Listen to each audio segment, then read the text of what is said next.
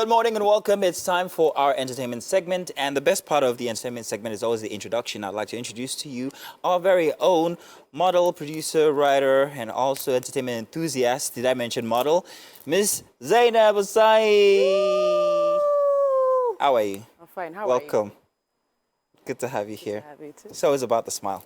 Alrighty, so let's get off to it. Let's talk entertainment this morning. Let's start by talking about, Kylie and Scott. Now, after rekindling their romance in February 2020, Kylie and Travis rather are off again. Now, they were supposed to spend the holiday together, but she went to Aspen to be with her family and friends. According to reports, this has happened so many times before. They're known to be on and off, and we're tired, but always remain friends and great co-parents.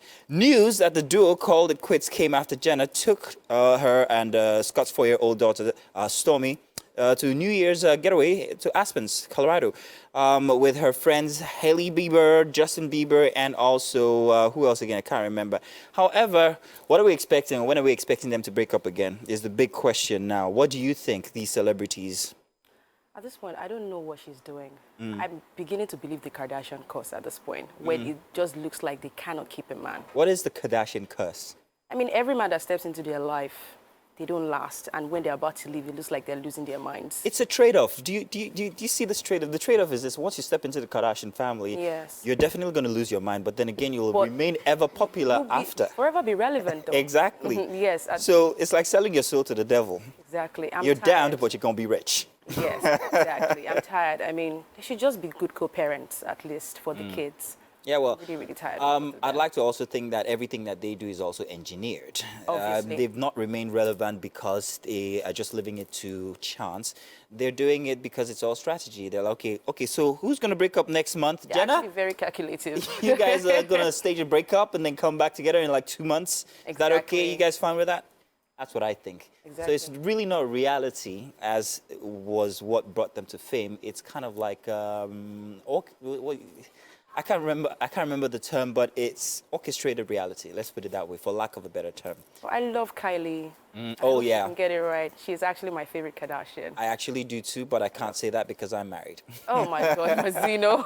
Let's bring it back home. So the UK government are in talks with Burna Boy, his show organizers, toward a partnership.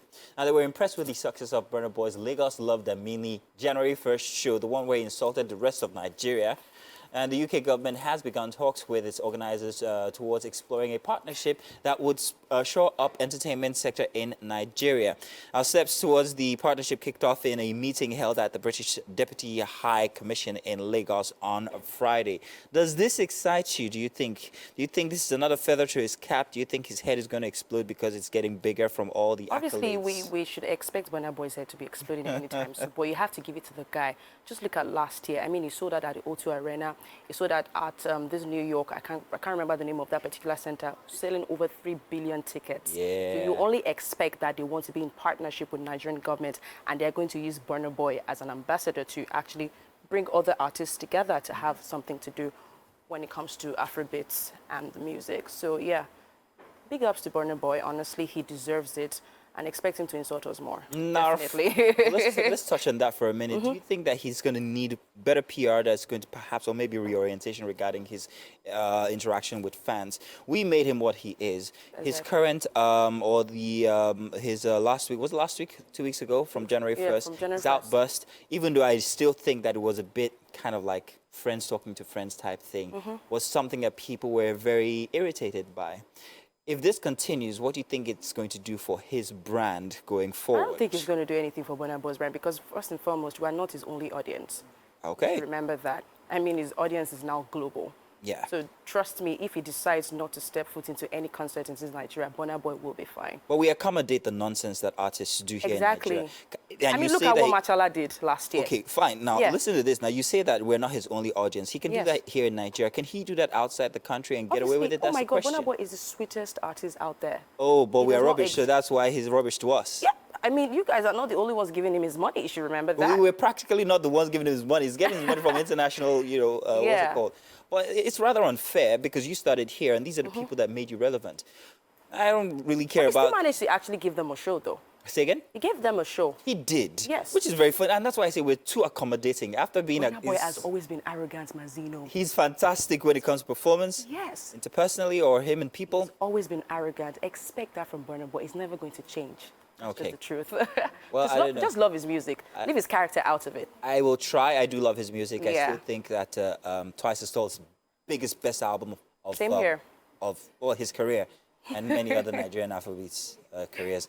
Let's move on now. Kylie Bayani among Shazam's 50 artists to watch in 2023. Do you agree? Shazam has unveiled the annual prediction 2023 playlist. Now, a 50-track selection of artists that are perfectly poised to have a breakthrough year. Now, every day Shazam receives tens of thousands and millions of requests from users around the world who want to know more about the artists behind the songs they've just discovered. Now, these Shazams can come from anywhere. They could come from social media, car commercials, coffee shops, anything, radio and all of that, making them a powerful tool for predictions in the next class of global superstars. Additionally, Shazam is spotlighting 5 artists from the list who have the potential to break out globally in 2023. And for the first time, 5 artists who are gaining popularity regionally based on Shazam's uniquely predictive data and algorithm, and coupled with the expertise of Apple Music's global editorial team, the incredible selection of artists show early indication of future growth. This year, I think Machala. Machala and Bayani. I have a big question regarding Machala. Who is Machala? How is he an artist exactly? Kataife. Yes. I mean, he wrote the song for Wizkid. You wrote the song, and that should be gone are the days when the people who... I don't want to bring this fight back again, but I just find it... What are you going to do after the success of that track? Because I haven't heard anything since after that. Now, if you're saying he's part of the 2023 artists to look out for, you have to be able to churn out these records, these hits that are not flukes.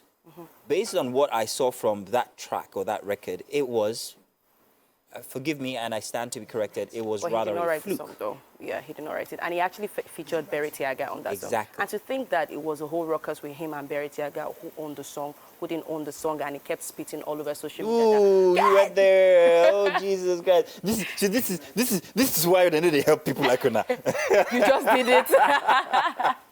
And to think that he actually did all of that, and now he's actually getting popularity for the song. Because honestly, the first time I heard that song, I had to go Shazam it too, because I'm like, I want to be like Machala. Everybody. I want him to do it again. Yeah. And I'm But I hope it's not just going to turn into a one-hit wonder, because he's already looking like that. I've not heard anything from him. I think he dropped something last year, towards the end of last year, but he's not making any waves actually. Yeah. So. Well, listen, I wish we could talk more. I was going to ask what you thought about the new Big Brother coming up, Nigeria versus South Africa. Yeah, it's going to be hosted by Ebuka and Lawrence Malika of South Africa. I like Lawrence. So expect Afrobeat and Amapiano to jam, and all the craziness that is going to happen in the house. I will not deny this. I'm looking forward to the mix of cultures, and I love South African culture, and I'm hoping that this is going to be a big one. I hope it's going to be bigger than what we've seen.